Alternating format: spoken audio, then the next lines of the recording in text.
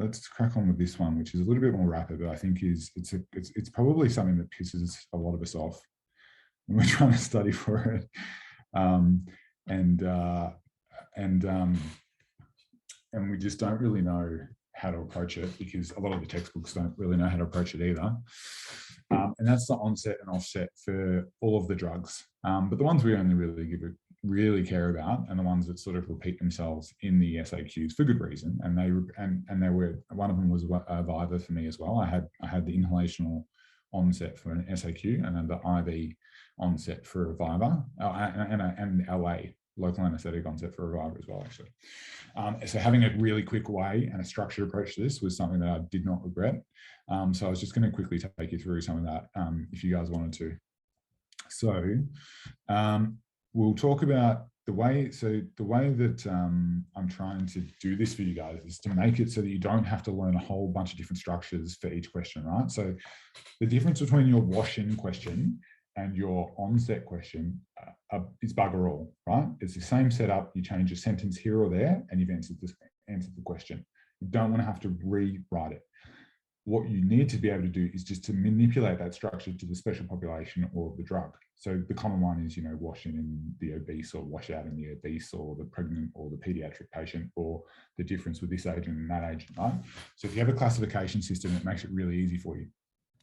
So the rate of wash-in, so if we're talking about wash-in of an inhalational anaesthetic, and can somebody tell me, who wants to, tell me the difference between a volatile and a gaseous anaesthetic agent?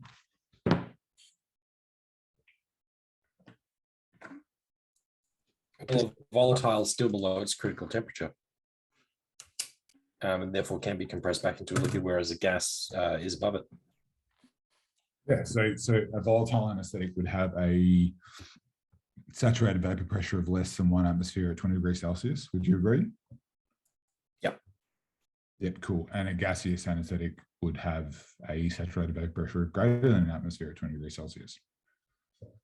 I think is sort of a nice little that's from Miller's anyway. But that gets asked a bit. Like, I don't know about real vivas, but I had that a few times in practice vivas, and a few people didn't have a good answer for that. So just make sure if you didn't have an answer for that, that's how you classify your inhalational anaesthetics, obviously.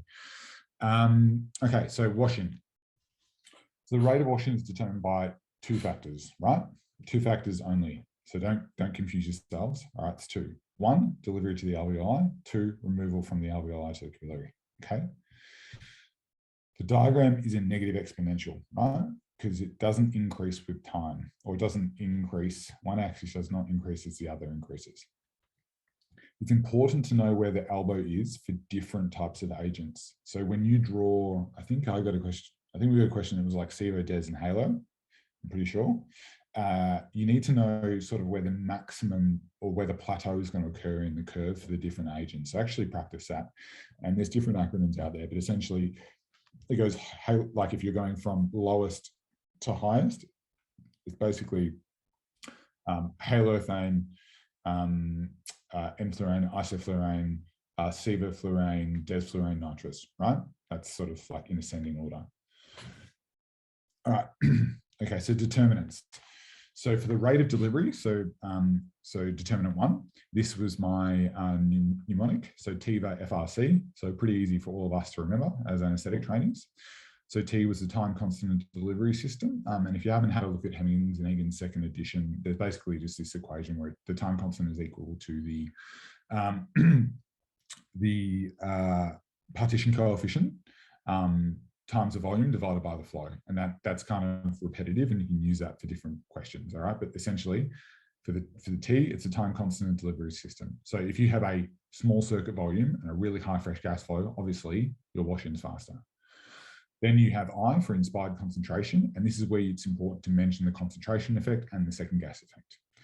Then you talk about your alveolar ventilation, okay, because that's important, and you can throw some physiological stuff in there if we were talking about different populations. So for instance, you go to a small child, their alveolar ventilation is going to be a lot higher because obviously they have a lot higher metabolic rate. Their oxygen consumption is 8 mils per kilogram per minute, which means their CO2 production is higher, which means their need a higher alveolar ventilation. So therefore, they're going to have a faster washing. Anatomical dead space is really just there for completeness because it's in millers. And I'd just put like maybe 1 point next to it, but I wouldn't waste too much time.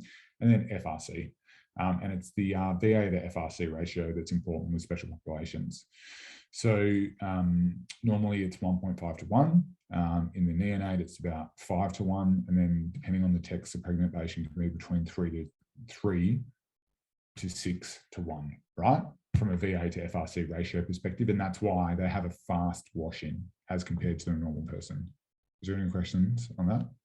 Go back to that partition coefficient equation, please, and just say what was that again? I'm just going to do this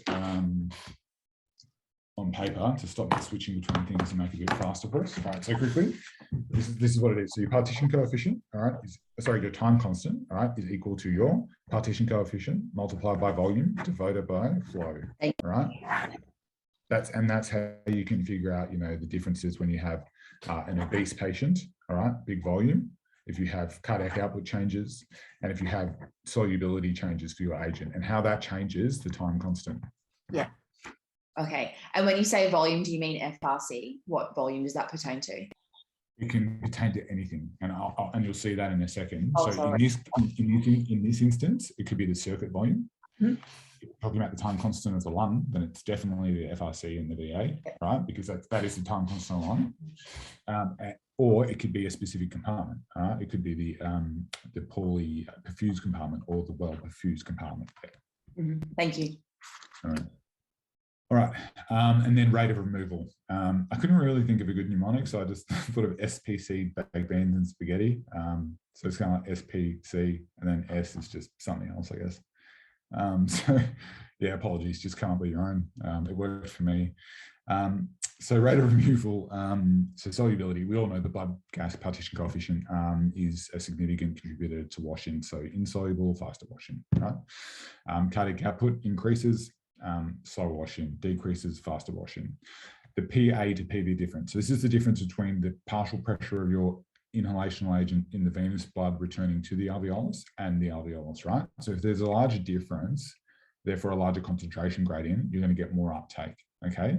And the things that will drop your partial pressure in the venous blood, okay, are these things. So your tissue uptake, and this little equation here, can you see my mouse? Can you guys see my mouse? Yep. Yeah, that's basically what I just drew on the paper there. I just didn't have like the special things. So that's what I've just drawn on paper. Then solubility again. So remember, there's different solubilities. There's not just blood gas. There's oil gas. There's blood brain, muscle blood. All right. So depending on the solubility at a given tissue, that's going to affect the uptake, which is therefore going to affect the PV again. And then your PA-P tissue difference is essentially the same as this, right? Like you can just keep going. These all can keep repeating, but I've sort of cut it off here. This is for completeness so that you understand that there are a lot of factors going to how much volatile is taken up, and therefore the partial pressure in the venous blood traversing the pulmonary capillaries, which creates that pressure difference. And then shunt, don't forget shunt, okay? So that's a quick way to answer a question about washing, right? You just essentially say the rate is determined by this, and then these are the sub-classifications, all right? And you can mold this. I'll show you can mold this for an obese patient, for a pregnant patient, for anything like that. And that's kind of the key, that you can just have this format and you can use it for the special population in question. Doesn't matter who gives it to you. You just change a few things around and it just works for you every time. So the other question here is that, well, what if the question is about onset? It's not about wash in. Well, you don't want to have to reinvent the wheel. You just add a little bit of penance, right? So this time at the opening, instead of just saying wash in, you're saying rate is determined by the time required for that should be the pressure in the CNS to rise above MAC awake, all right? So for most, we know for most inhalationals, that's 0.3 MAC. The major exception is nitrous, which is 0.67 MAC. And your determinants are exactly the same as what we've just gone through. So 0.1 and 2, exactly the same. And then 0.3 is just going to be basically, your dynamics, so the factors affecting MAC. And you need to classify this. So physiological, pathological interactions and variability. And I'll quickly explain these a bit more, right? So physiological, all right. So someone's at term pregnancy, okay, due to progesterone, how much is MAC reduced? Yeah, 2 to 40%. Yeah, so like 30%, right? So that's a perfect example, yeah? What about if you've got a 6-month-old child? Increase 50%. Yeah, so it's the highest it's ever going to be, right? Yeah. So like this is just a quick way of you going, all right, factors affecting MAC physiological, all right, pregnancy, I have a reduction in MAC. At 6 month age, MAC is at its most, right? So MAC is increased, all right? And then essentially every decade after 40, it reduces by 7%. And then you can just quickly, like that's 3 points that you can quickly sort of put in there that demonstrate you know what you're talking about. Then pathological, we all know the factors affecting MAC, all right? So hypertension, hypoxia, hypercapnia, acidosis, hypothermia. These are just a few things you rattle off. Interactions, so synergistic, okay? So if you give somebody, you know, if you get it like, you know, a plasma concentration of 3 nanograms per ml of fentanyl, you can reduce your MAC by up to 80%. If you use some dexmedetomidine, you can reduce it by, you know, 70, 90%, depending on your text book. So you can talk about synergism. You can conversely talk about antagonism. If someone's got flumazenil on board, then you might have, you know, you might increase your MAC. And then variability. Just this is this PPIV thing. I want you guys to remember this because this is recurrent in all of the onset questions that I do. I would always, even if it's like an IV induction agent, I would always just quickly go, these are the factors that affect the drug: physiological, pathological, interactions, and variability. And then that way I always kind of had an answer. Any questions? Did you just say, Rudi, what did you say for variability for this? So essentially, I mean, this is more theoretical, but if you want to be complete, like for completeness, essentially it's, you know, intracellular downstream signaling, variability, genetic aberrations that mean people exhibit sort of a different dose response to given indications. I mean, MAC, you know, inhalational anesthetics are, you know, notoriously have a very small individual variability, but by doing this, you'll include other drugs, you know, like opioids, which have a large variability, etc. Yeah. Thank you. No worries.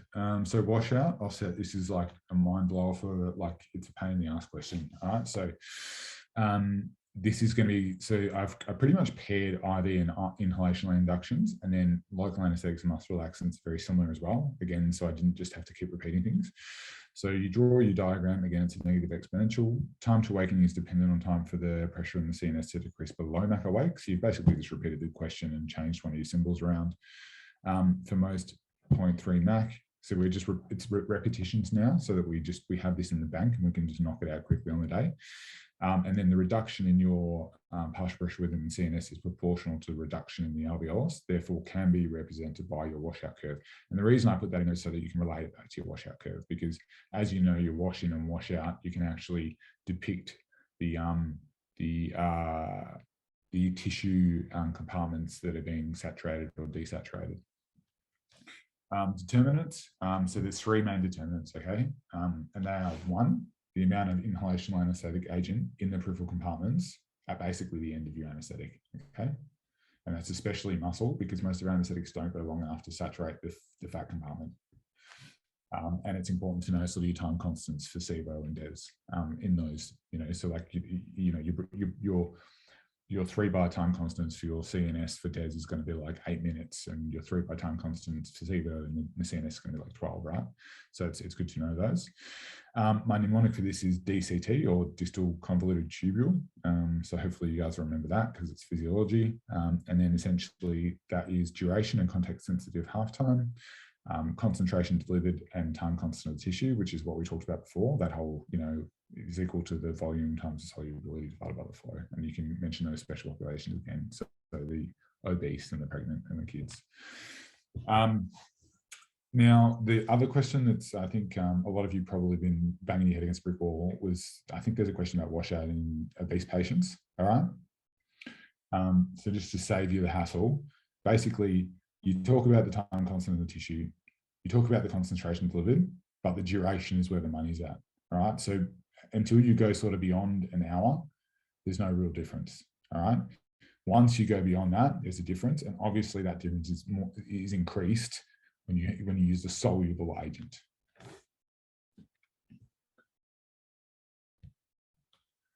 Okay, washout and offset.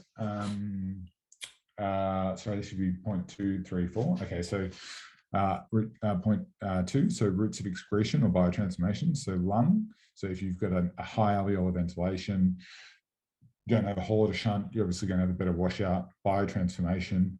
So hepatic versus GIT, obviously nitrous oxide can be metabolized by bacteria in the gut, and hepatic, we're talking more things like halothane and methoxyfluorane, but there's some good washout graphs which they try and trick you up with when it comes to viva time, where you'll look at halothane and isofluorane, and you would suspect that iso is going to have a faster washout, but because of the high hepatic degradation of halothane, they almost mirror one another.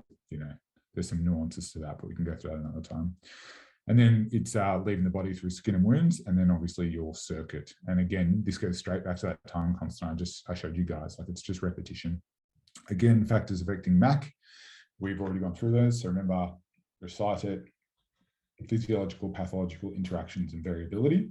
And then there's anesthetic factors too, like what we can do by decreasing our circuit volume, increasing fresh gas flows, etc. All right, any questions? Are people awake?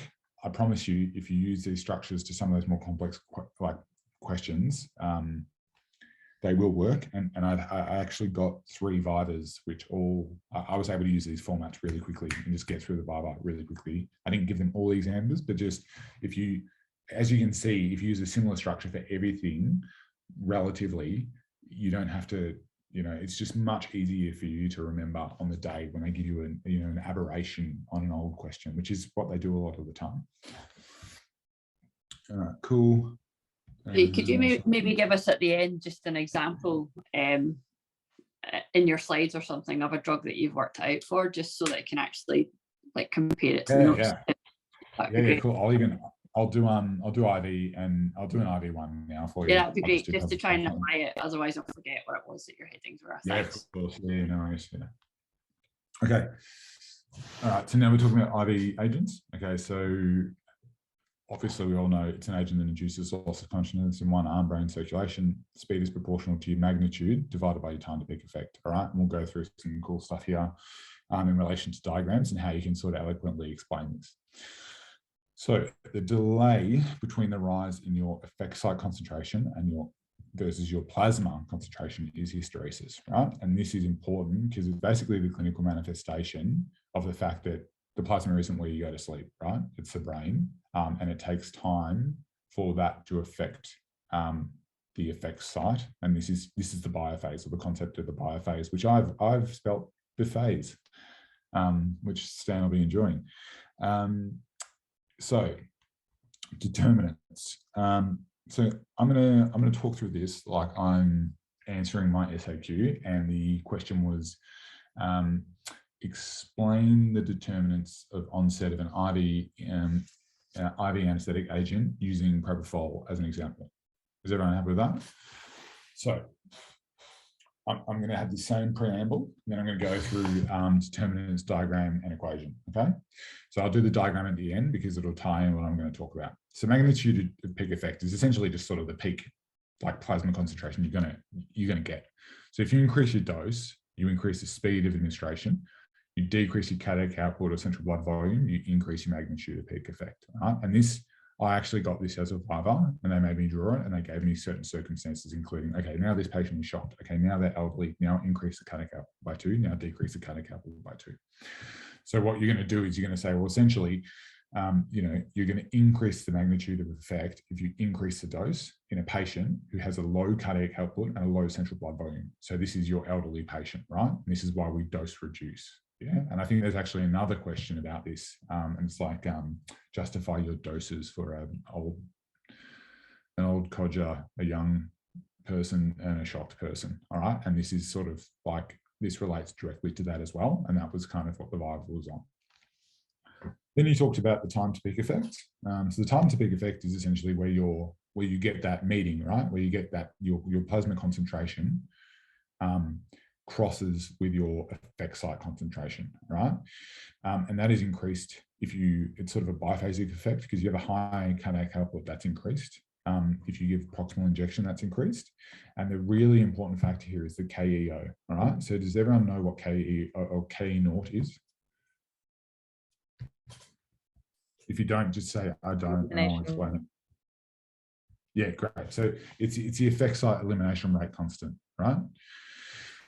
It is described by the relationship, all right? The T1 half KO is equal to 0.693 or log 2 divided by the KE naught. So that means, just looking at this equation, if T1 half KO is my equilibration half-life to the effect site, the larger my KEO, or KE naught rather, the faster my time to peak effect. So what are the factors, all right, that affect KE naught, all right? So now I've got to talk about propofol, right?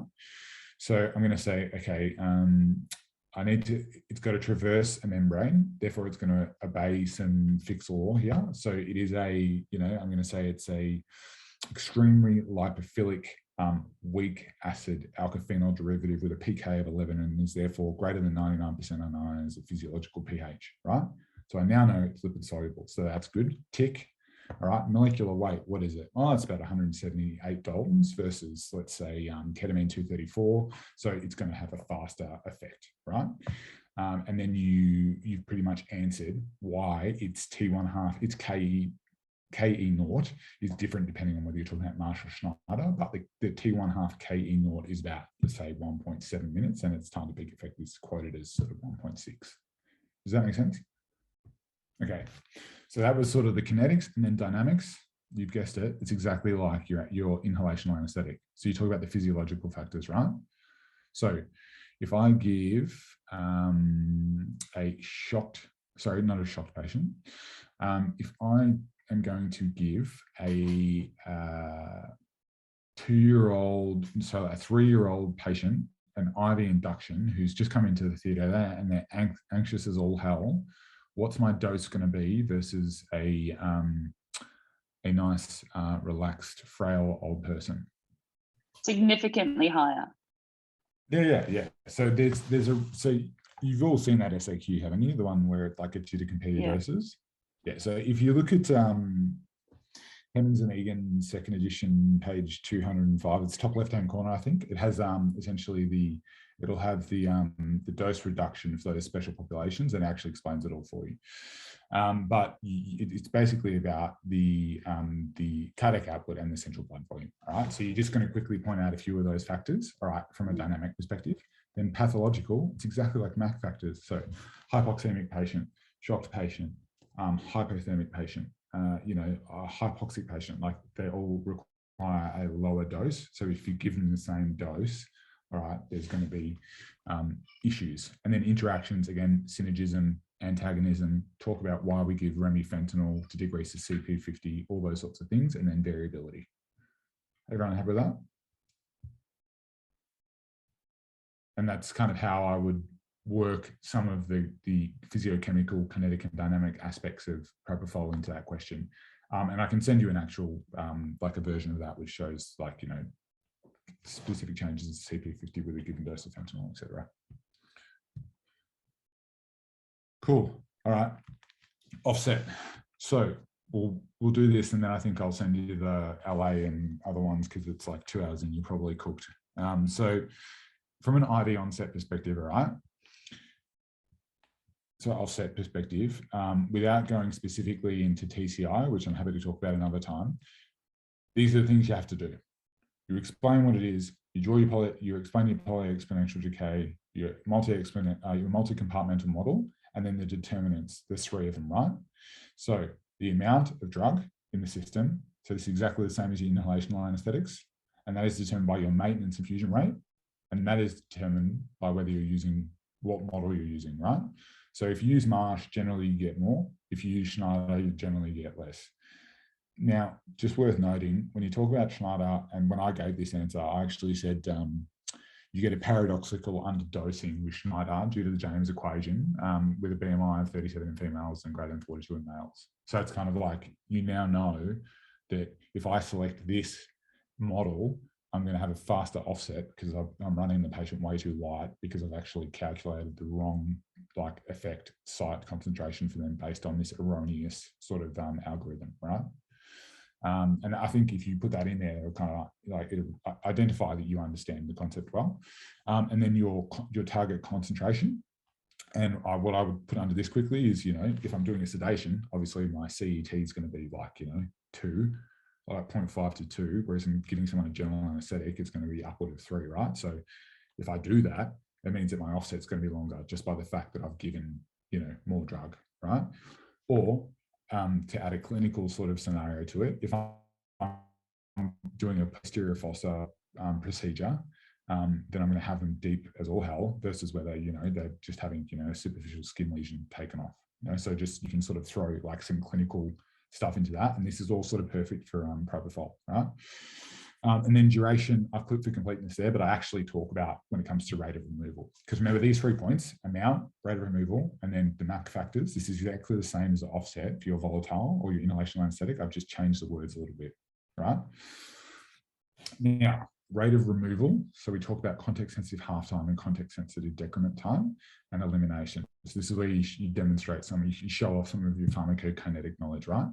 So again, propofol is a lipophilic, weak acid with a pH, blah, blah, blah, blah, blah. There's high hepatic clearance. So what is it? It's 30 to 60 mils per minute per kilogram, which is phenomenal, which is, exceeds hepatic blood flow, which means it must have extra hepatic clearance, okay? So you say it has a context-sensitive duration of about 40 minutes after 8 hours, which is why we use it as a TCI. So these are all things you can quickly plug in here. And volume of distribution is actually a pretty cool one. So if you have a short infusion with a high volume of distribution, like propofol, which as you all know is 4 liters per kilogram, then you actually have a faster offset, right? But if you have a high volume of distribution with a prolonged infusion, and it's a slower offset because it needs to redistribute to the central compartment to obviously be eliminated. Does that make sense? Yeah, it's like distribution and redistribution.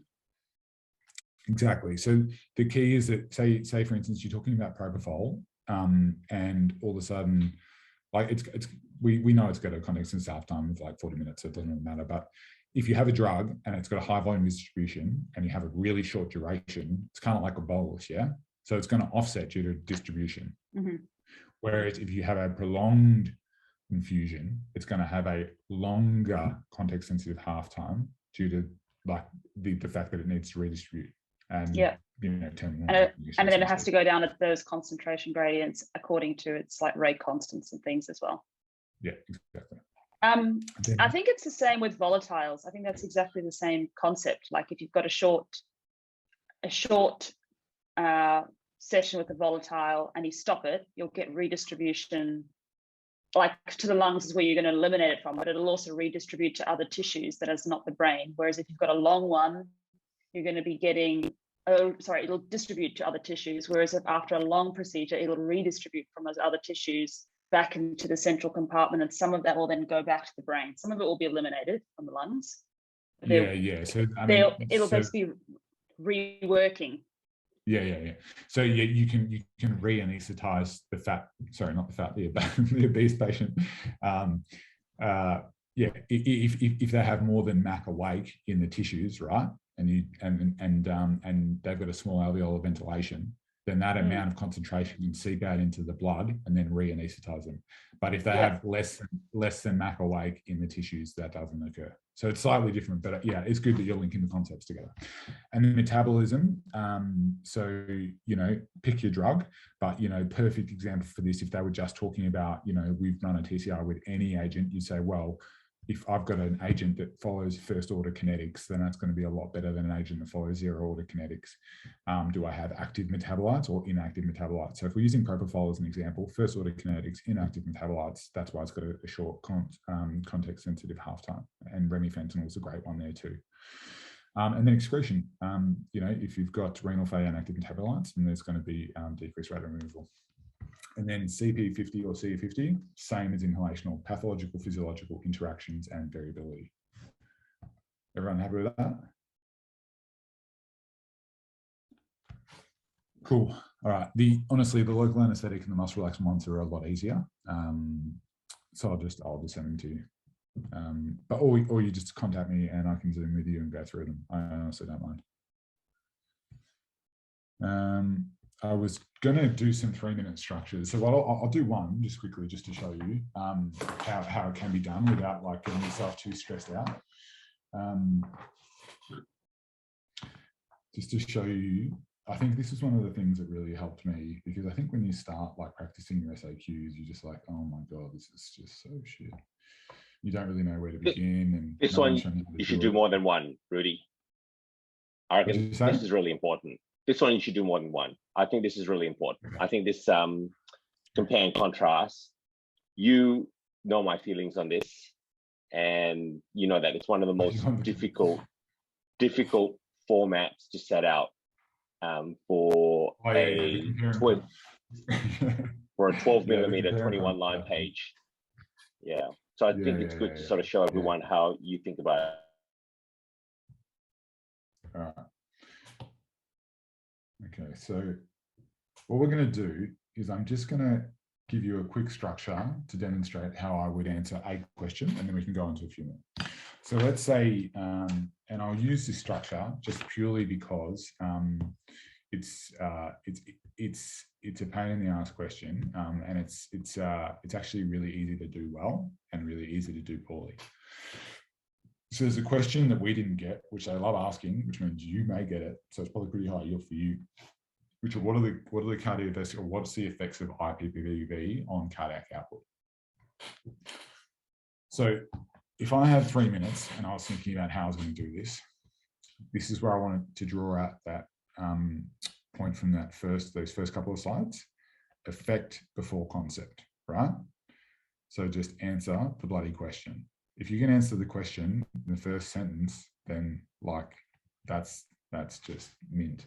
You don't want to get to the bottom of page 3 to have answered the question that they've asked you. All right. So the question is, describe the cardiac effects, or the effects of cardiac IPPV on cardiac output. So depending on who you talk to, you might want to define cardiac output. You might want to define IPPV. I'm definitely going to define cardiac output. Okay. So let's make sure this is working. So I'll have cardiac output. All right. That's going to be the first thing I talk about. And for this, I'll just say, look, it's the amount of blood ejected by the LV per unit ton, right? And I might say that 70 mils per kilogram per minute, or 5 liters per minute, whatever it is you want to do, right? Then I'm going to answer the question pretty much straight away. Effects, this is page 1, by the way, page 1, on cardiac output. Overall, IPPV decreases cardiac output by decreasing venous return, which I will not abbreviate in the SAQ. I'll write out, and therefore preload. And then you probably say something about as per Frank's Starling mechanism if you wanted to, right? That's it. Okay. Now, if you want to quantify, now, if you want to quantify, there's actually some good references. So in nuns, so you could say normally it's about cardiac output is reduced by about 10% in a normal person who doesn't have any sort of issues. Without PEEP, and then up to 18% if you add PEEP. Does that make sense? Cool. All right. Now, things I would add that I'm not going to add here, I would say this is increased or exacerbated by 1, hypovolemia, 2, high distending pressures, 3, head out positioning. So that's page 1 done. So now I'm moving on to page 2. Okay.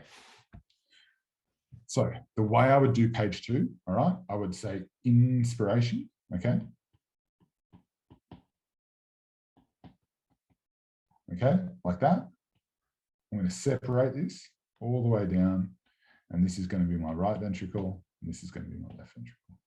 Can everyone see that? Yeah? Yep. And then on page 3,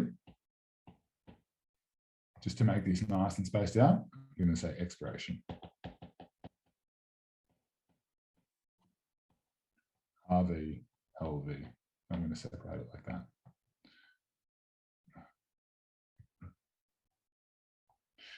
So I can quickly just answer the question. Say right ventricle. You remember you have to actually say the words reduction in stroke volume, okay, which you can predefine, okay.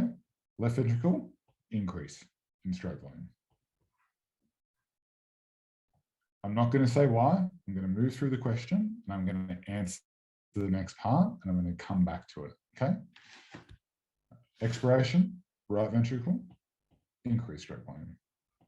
Left ventricle, decrease stroke volume, okay. And then if I've got time, I'm going to say page 4, which I will have time because it's very achievable, this question, if you do it this way. I'm going to add some things, all right, and they're going to be swing. I'm going to talk about swing. And I'm going to talk about CCF. And while I'm talking about CCF, I can quickly just draw this little table here. Styling curve.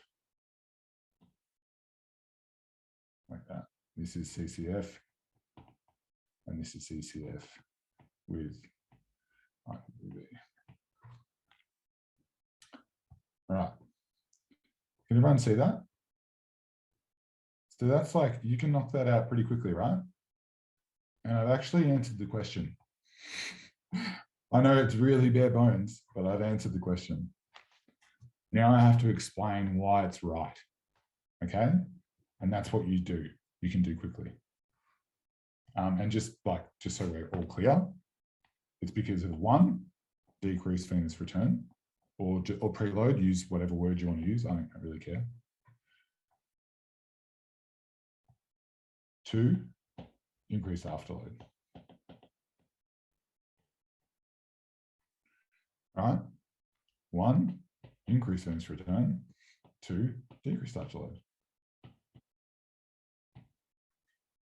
Cool. And then you go on to explain it. You'd say, well, from the right ventricle's perspective during inspiration, you get a decreased venous return because the increased intrathoracic pressure basically abolishes your respiratory pump and reverses the normal gradient. You have an increase in afterload because you have 1, an increase in intra-alveolar pressure, and 2, an increase in lung volume. And we know that PVR is minimal at FRC and not at high lung volumes.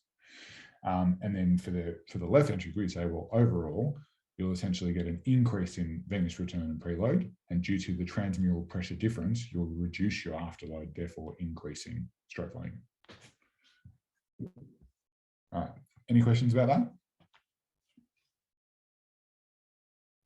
So I won't go through talking about what I mean by swing, but essentially you can talk about how you can also talk about, interdependence, which is important. And then you can just quickly talk about how, essentially, if you've got time, that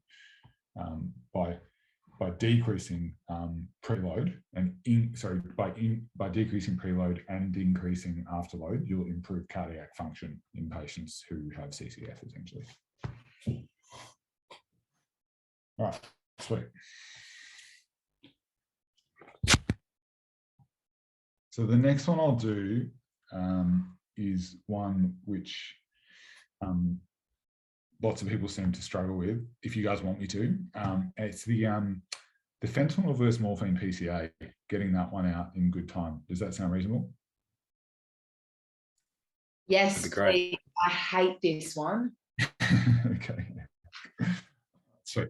Okay, so essentially, if you ignore the ideal answers on the internet and just think about this clinically, you will actually just crush this question. Like if you just think about it clinically, all right?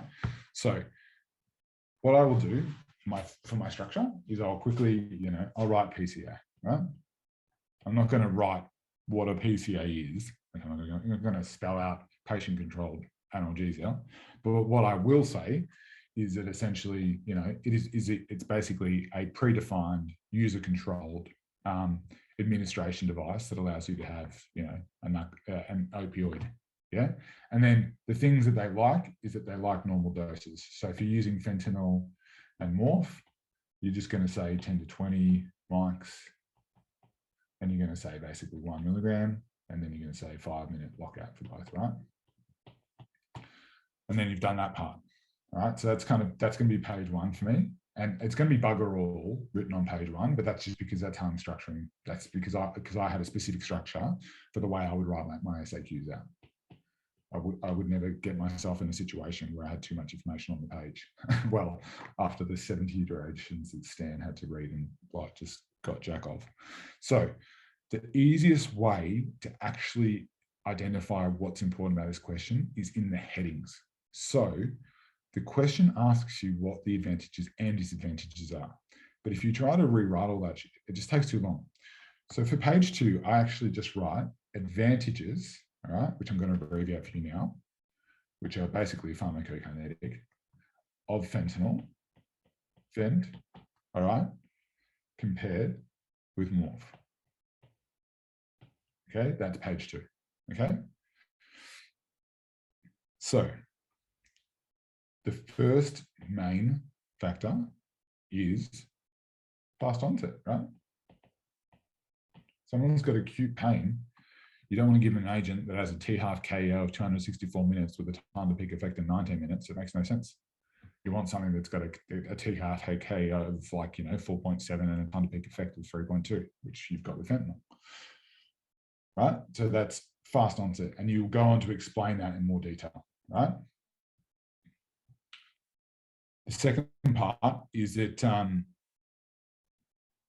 you'll then go on to the elimination. So the first point is fast onset, and the second point is going to be elimination. And I can basically show you what this looks like the proper version soon. All right, so that's page 2. And the thing about elimination is basically it's hepatically metabolized, phase 1, to inactive metabolites. All right, so the thing you want to highlight early is fent, no active metabolites, right? Which is a huge deal when we're talking about giving a medication, okay? It's one of the key things. Then I'm going to move on to page 3. And what I'm going to say, instead of essentially saying advantages, now I'm going to say disadvantages, right, of fent versus morph, right? And the reason I do all this wording, guys, is to actually just try and write these questions as quick as possible, wasting as little words as possible and not having to repeat myself. Right. And my points are going to be, right, so point 1 is going to be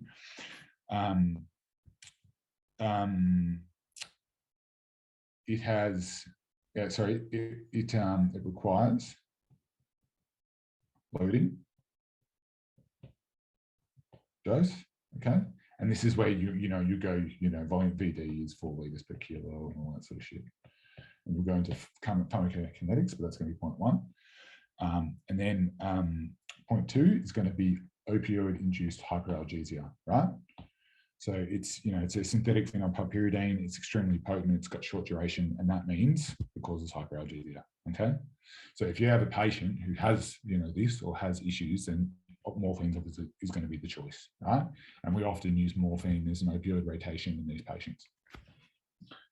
Then, to make it nice and clinical and show that you not only know the primary knowledge, but you've sort of managed to like cotton onto the fact that the college wants you to actually know the second part stuff as well.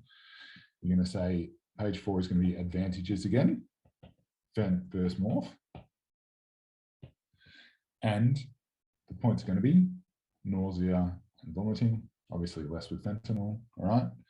Then you're going to have histamine release. Sorry, my spelling is really bad with this weird pen. Okay, so my subsections for this, right, when I'm talking about histamine release, is I would say that if you've got an unstable patient, you don't want to give a drug that's going to drop their SVR, right? So why would you give them morphine? If you've got a history of mastocytosis, then you're not going to give, Sux or morphine. because that'd be bad. Or if you've got a patient with brittle asthma.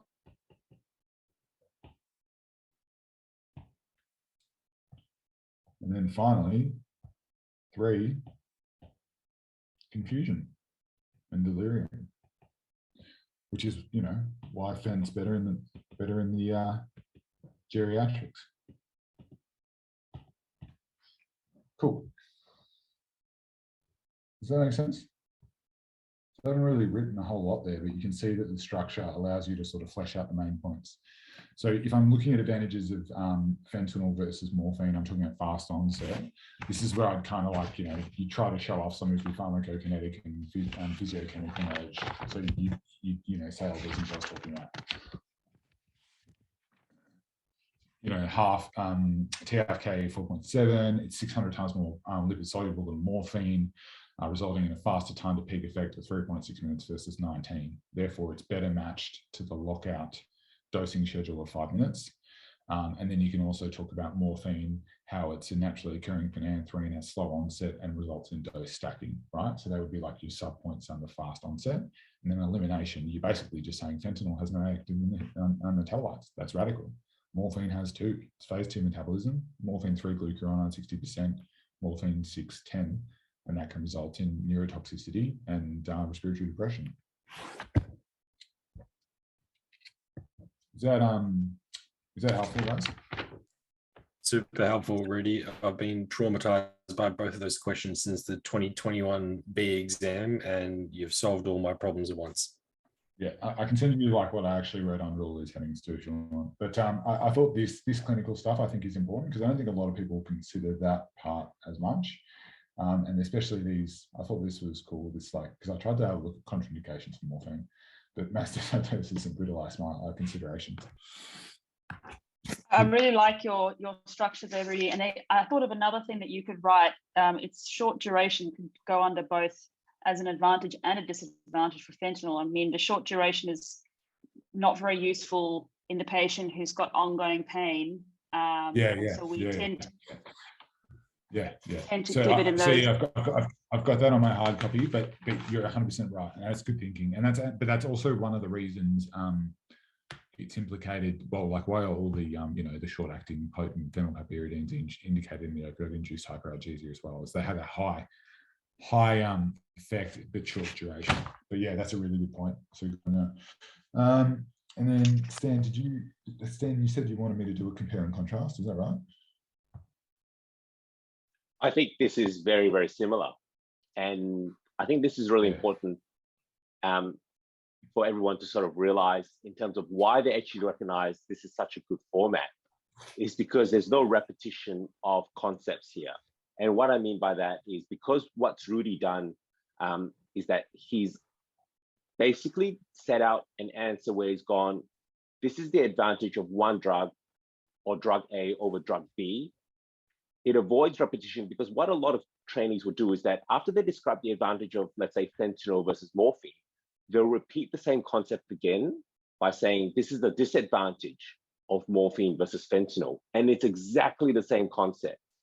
But you understand by setting out this format by saying, this is the advantage of drug A and drug B, it naturally infers that this is morphine's disadvantage to fentanyl. And this is why a table doesn't work for these advantages, disadvantages questions, because there's just a lot of repeat of concepts. And by doing this format here, you're able to get through a lot more. And that's what Rudi has showed. You know, he's been able to sort of write 4 pages on this. So really good stuff. And I think that would be a very similar format for your compare and contrast question. Wouldn't that be right, Rudi? Yeah. I mean, the table formats, they just don't work. I mean, Stan tried to, we'll come up with the, like, I feel like we were trying to create a masterclass and they answer these questions perfectly. But, you know, even doing a 1/3, 2/3 column for your compare and contrast, you know, like Sykes and Rock and stuff, it's really hard to make it look good and for you to feel good about the actual answer. So the way I've designed these ones, and I've done this for the other ones, like, you know, Remy, and why do we use Remy and propofol? Why do we use SIVO and fentanyl? There's a unique way to set them out. So you actually make it look like you actually know what you're talking about and you're not just regurgitating a bunch of data that isn't really useful at all, which was what it's not your fault. Like I did exactly the same thing at the start. It's because you have not, well, for me, I don't have any clinical field experience. So I'm like, I need to know everything about this drug and I'll just regurgitate it. Like, you know, it's just, that's what I have to do, but that's not what they want anymore.